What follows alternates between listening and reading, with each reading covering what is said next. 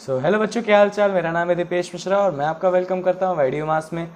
आज हम कंटिन्यू करने वाले हैं अपनी third video relation and function के बारे में। देखो, आज की वीडियो बहुत इंपॉर्टेंट है। आज तक आपने जितना भी पढ़ा वो 11th का कुछ छोटा बहुत टॉपिक था, ज़्यादा उसमें 12th के तामझाम नहीं थे। लेकिन जो आज है, आज से मेन जड़ी बूटी तैयार होती है। स्टार्ट करते हैं हम लोग 12th का। यहाँ से खासकर जो आज मैं पढ़ाने वाला हूँ, आइडेंटिटी रिलेशन और बाइनरी रिलेशन और उसके टाइप्स।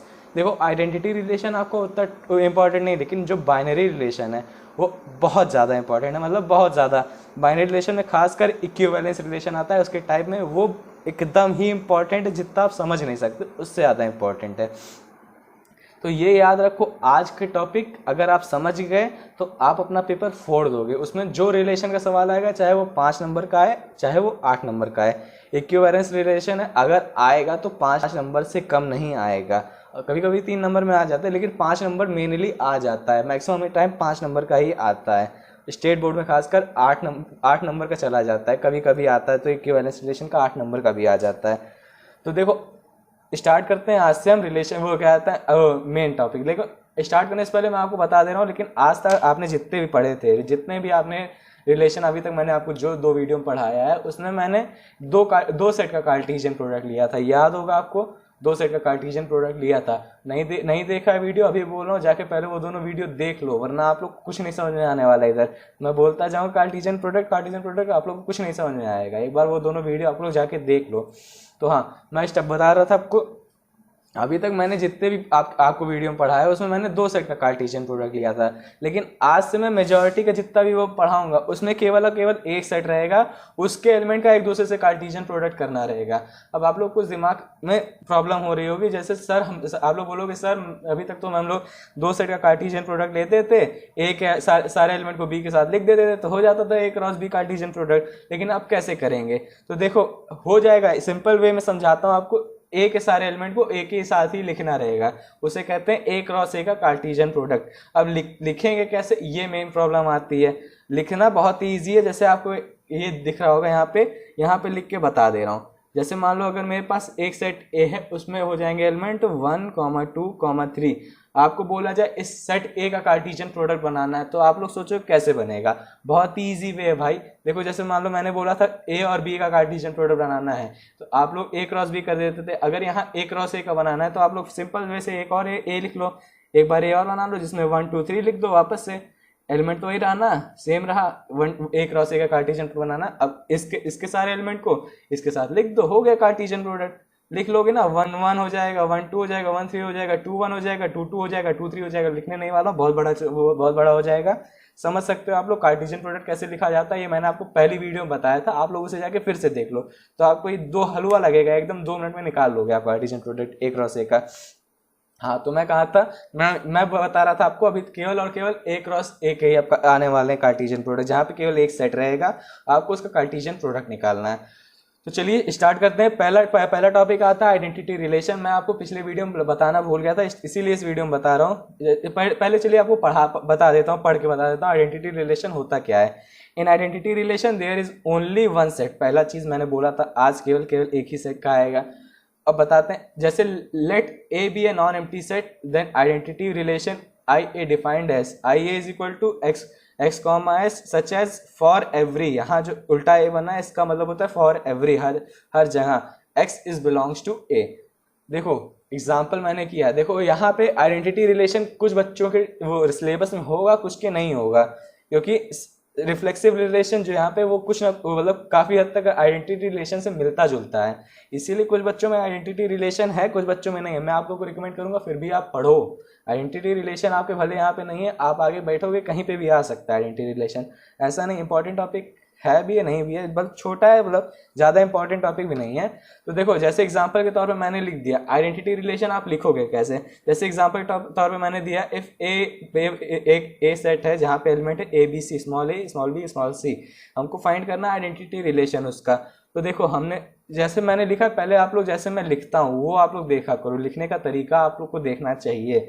आप पेपर में बैठोगे वैसे लिखने का तरीका आना चाहिए, तभी आपको नंबर मिलेगा। एग्जामिनर्स होते हैं लिखने के तरीके को सबसे ज़्यादा गौर करते हैं। कोई एग्जामिनर आपका पढ़ता नहीं किताब, सब लोग आपका गौर करते हैं आपने लिखा कैसे। इसीलिए अपने प्रेजेंटेशन वे को बहुत अच्छा सुधारो, वरना मैं आपको सबसे यही लिए बोलूँगा, आप नॉलेज कम लो कोई दिक्कत नहीं, आपको प्रेजेंटेशन सबसे ज़्यादा वहाँ मायने रखता है, बोर्ड में बैठोगे तो आप लिखने। तो हाँ, यहाँ मैं कहता हाँ देखो, जैसे मैंने यहाँ सेट लिख दिया, अब उसका मैंने एक रॉ से निकाल दिया। एक रॉ से कैसे निकालना है यहाँ बताया था, ए को 2 बार लिख दो, वैसे ऐसे ही आएगा। जैसे ए बी सी है तो ए हो गया, ए बी हो गया, ए सी हो गया, बी ए हो गया, बी बी हो गया, बी सी हो गया। अब देखो आइडेंटिटी रिलेशन फाइंड करना सिंपल वे, देखो जो यहाँ पे एलिमेंट है, जो पहले जो यहाँ जैसे 3 एलिमेंट है, यहाँ मान लो 4 एलिमेंट होते ए बी सी डी होता, तो उसको सबको एक साथ मतलब दो मतलब ऑर्डर में करके लिख दो, जहाँ पे मतलब ए हो जाए, बी हो जाए, सी हो जाए, डी हो जाए। समझ सकते हो आप लोग, इजी है। मतलब जितने एलिमेंट है उसको उसका एक ऑर्डर पेयर बना दो जहाँ पे दोनों एलिमेंट सेम हो जाए, फर्स्ट एलिमेंट सेकंड एलिमेंट दोनों सेम ही रहे। जैसे ए हो जाए, यहाँ 1 2 3 4 होता तो 1 1 हो जाता है, 2 2 हो जाता है, 3 3 हो जाता है, 4 4 हो जाता है, आइडेंटिटी रिलेशन बन जाएगा।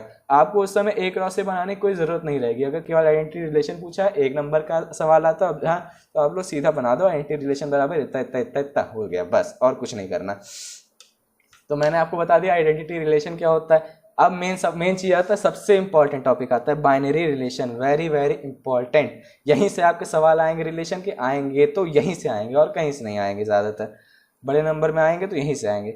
अब देखो बाइनरी रिलेशन की डिफिनेशन क्या होती है। जैसे डिफिनेशन में लिखा है, let A be a non empty set, A relation R from the set A to A is called binary relation. मैंने आपको बताया ना, ए टू ए सेट का, यानी कि ए सेट का कार्टेशियन प्रोडक्ट ही बाइनरी रिलेशन में आता है। बाइनरी मतलब single set, only one set रहेगा और दो सेट या 2 3 सेट नहीं रहेंगे, केवल एक सेट रहेगा ए।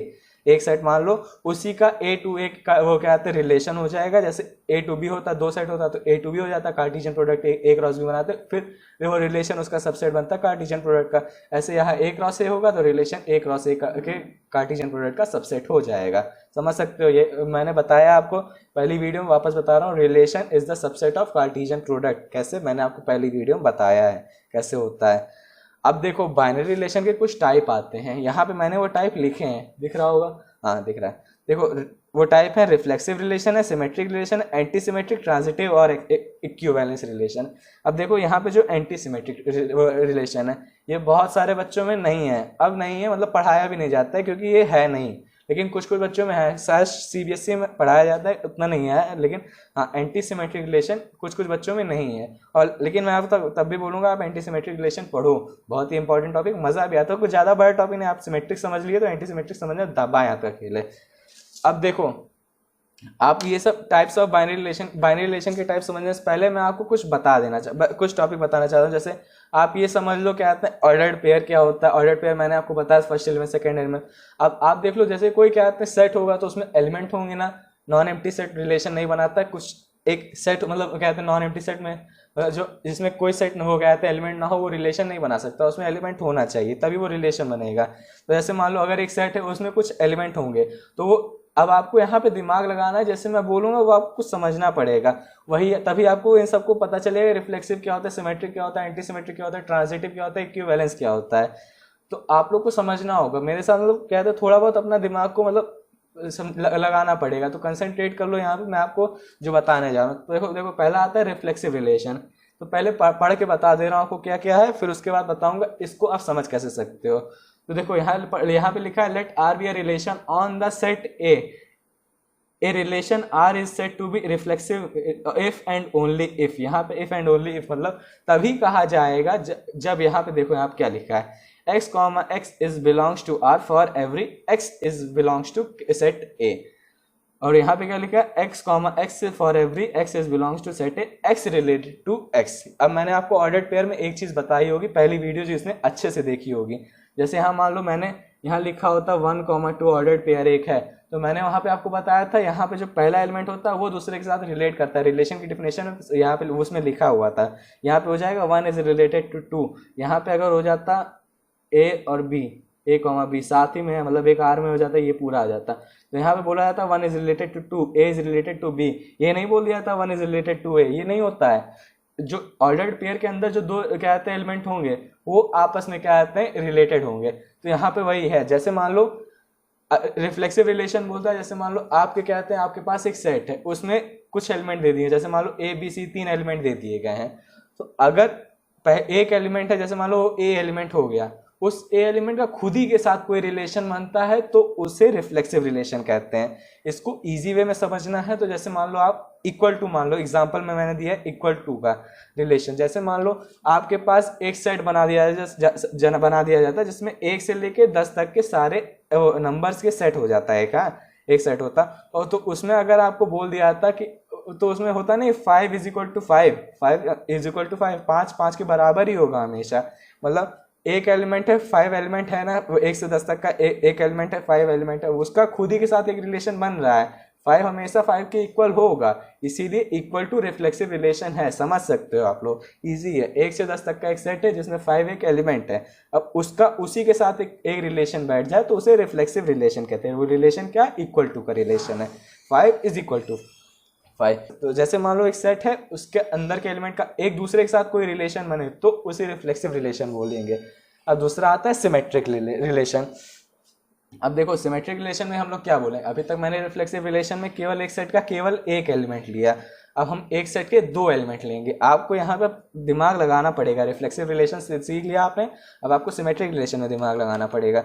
जैसे मान लो हमारे पास एक सेट है जिसमें 2 एलिमेंट है ए बी, हाँ, और उसमें अगर कुछ रिलेशन बनता है ए का बी के साथ रिलेशन बन जाता है, एक रिलेशन बन जाए, जैसे मान लो जैसे ये रिलेशन ए का रिलेशन बी के साथ बन जाए, तो उसमें बी का रिलेशन भी ए के साथ होना चाहिए तभी वो सिमेट्रिक होगा।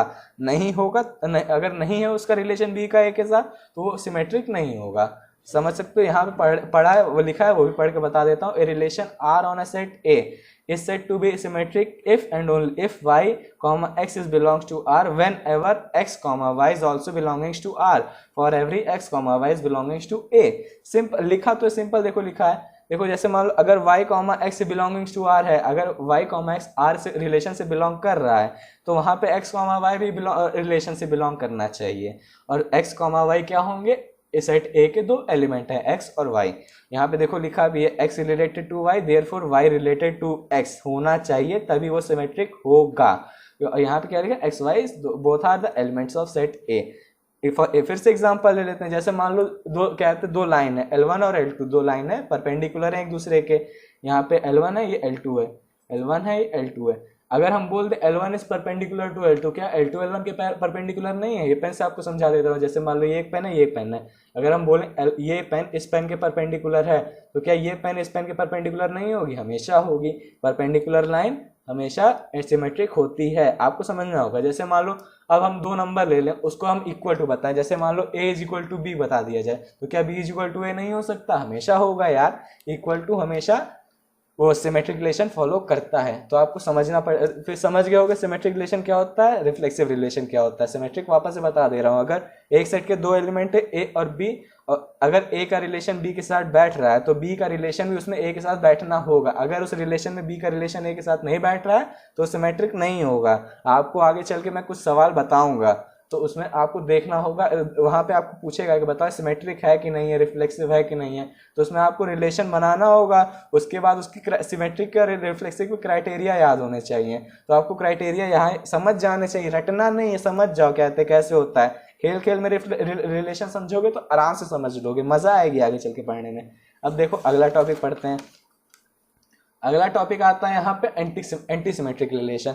अब देखो एंटी सिमेट्रिक रिलेशन एक मतलब कहते हैं मतलब बड़ा ही कंफ्यूजन वाला टॉपिक, मतलब बहुत लोगों में है बहुत लोगों में नहीं है। तो आप लोग से मैं बोल रहा हूँ एंटी सिमेट्रिक रिलेशन पढ़ लो।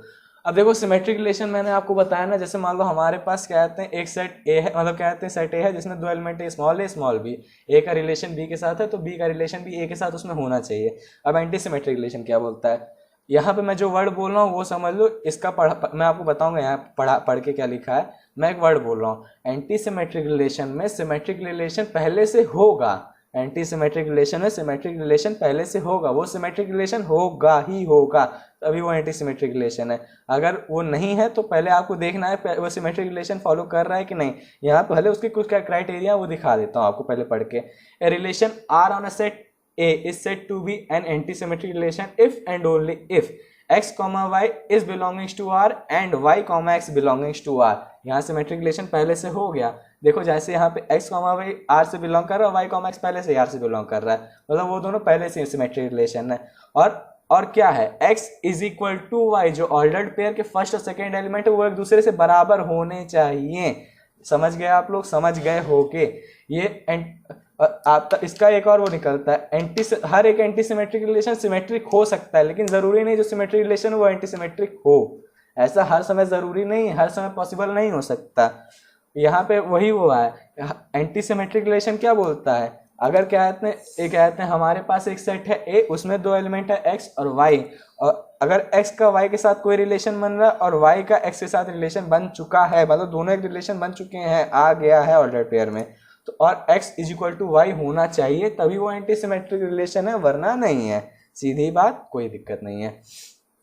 x is equal to y, और यहाँ क्या है x और y दोनों एक एलिमेंट है। एग्जाम्पल देख लेते हैं, जैसे मान लो मैंने आपको पढ़ाया था पहली वीडियो में सबसेट के बारे में। आप लोग में से बहुत बच्चे होंगे सबसेट भूल चुके होंगे। मैंने उसी समय बोला सबसेट एक ऐसा टॉपिक है जो बच्चे आगे चल के 12वीं भी पास कर लेंगे तो ही भूल जाएंगे, इसीलिए सबसेट आपको उसी समय मैंने बोला था दिमाग में भर लो सबसेट होता क्या है, इसीलिए मैंने आपको पापा और बेटा का एग्जाम्पल दिया था।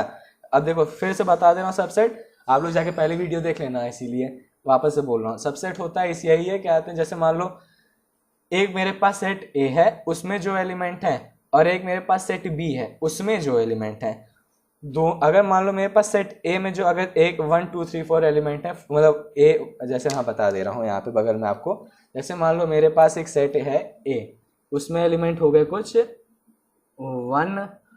2 3 4, और एक सेट है बी जिसमें एलिमेंट है 1 2 3 4 5। अब देखो यहाँ मैंने क्या लिखा है, कैमरे में नहीं आ रहा होगा शायद से, हाँ अब आ रहा है। देखो यहाँ मैंने क्या लिखा है, यहाँ मैंने लिखा है ए में कुछ एलिमेंट है 1 2 3 4, बी में कुछ एलिमेंट है 1 2 3 4 5। तो यहाँ पे जो ए में एलिमेंट है वो बी में होने चाहिए, वही फिर से बोल रहा हूँ, ए में जो एलिमेंट है बी में होने चाहिए, भले बी में एक एलिमेंट ज्यादा हो सकता है, जरूरी नहीं है हो सकता है, 1 2 3 4 जितने भी एलिमेंट हो सकता है हो, लेकिन ये एक एलिमेंट तो होना, मतलब क्या कहते हैं ए के सारे एलिमेंट बी में होने चाहिए, तब हम क्या बोलेंगे A is the subset of B. अब वही एग्जांपल यहाँ पे देख लो, in a relation of set relation subset is antisymmetric because if A is related to B and B is related to A. यहाँ पे क्या हुआ है, नहीं सॉरी मैंने गलत बोल दिया, because if A is the subset of B and B is the subset of A then A is equal to B. यहाँ पे पहले से ही हो गया है, अगर ए बी का सबसेट है, A is the subset of B, और बी भी ए का सबसेट है, then A is equal to B. Example के तौर पे समझा रहा हूं मैं आपको, जैसे मान लो हमारे पास ए है, एक एलिमेंट है जिसमें ए बी सी, मैंने ये थोड़ी ना बोला है क्या कहते हैं ज्यादा होने ही चाहिए तभी सबसेट हो, मैंने फिर बी एक एलिमेंट सबसेट सेट है जिसमें क्या आता है एलिमेंट है ए बी सी वापस से, तो हम इसमें बोल सकते नहीं क्या A is the subset of B, इसमें वो सारे एलिमेंट तो मौजूद हैं, भले एक को ज्यादा एलिमेंट नहीं है। और फिर ये नहीं बोल सकते B is also the subset of A, ये भी तो बोल सकते हैं क्योंकि बी के सारे एलिमेंट भी ए में मौजूद तो हैं, ऐसा नहीं है नहीं मौजूद है, तो मौजूद है। तो फिर ये नहीं हुआ A is equal to B, A is equal to B है, इक्वल नहीं हो गया, इक्वल सेट नहीं हो गया, सारे एलिमेंट बराबर नहीं है, सेम नहीं है, तो इक्वल सेट भी हो गया। इक्वल सेट आप लोग 11th में पढ़े होंगे, नहीं कभी आगे बता दूंगा इक्वल सेट होता क्या है। वापस देखो यहाँ पे नहीं हो गया ए, अगर यहाँ पे A is the subset of B है और B is also the subset of A है, यहाँ पे वही क्राइटेरिया हो गया। एग्जाम्पल के तौर में आपको समझा रहा हूँ, सिंपल वे में समझो आप लोग, कोई ज़्यादा मतलब दिमाग लगाने की जरूरत नहीं है। तो क्या हो गया, ए इज इक्वल टू बी हो नहीं गया, वही है यहाँ पे, अगर दोनों कहते सेट एक दूसरे के सबसेट बन गए तो ए इज इक्वल टू बी अपने आप हो जाएगा। अब आता है fourth topic, transitive relation. Transitive relation क्या बोलता है, अभी तक मैंने जो सेट लिया उसमें मैंने पहले रिफ्लेक्सिव मैंने एक एलिमेंट लिया, सिमेट्रिक में मैंने 2 एलिमेंट लिया, एंटी सिमेट्रिक में भी मैंने 2 एलिमेंट लिए। अब ट्रांजिटिव में हम लोग को 3 एलिमेंट लेने हैं। वो 3 एलिमेंट जैसे मान लो हमारे पास एक सेट है ए, उसमें 3 एलिमेंट हो जाए, small A small B small सी, तो हम कहते हैं कैसे करेंगे, वो ट्रांजिटिव है कि नहीं है। आओ पहले पढ़ लेता हूँ तब बताता हूँ आपको ट्रांजिटिव कैसे, ट्रांजिटिव को आप लोग समझ कैसे सकते हो। A relation R on a set A is said to be transitive if and only if x comma y is belongs to R and y comma z belongs to R. Therefore, x comma z is also belongs to R for every x y z is the element of set A.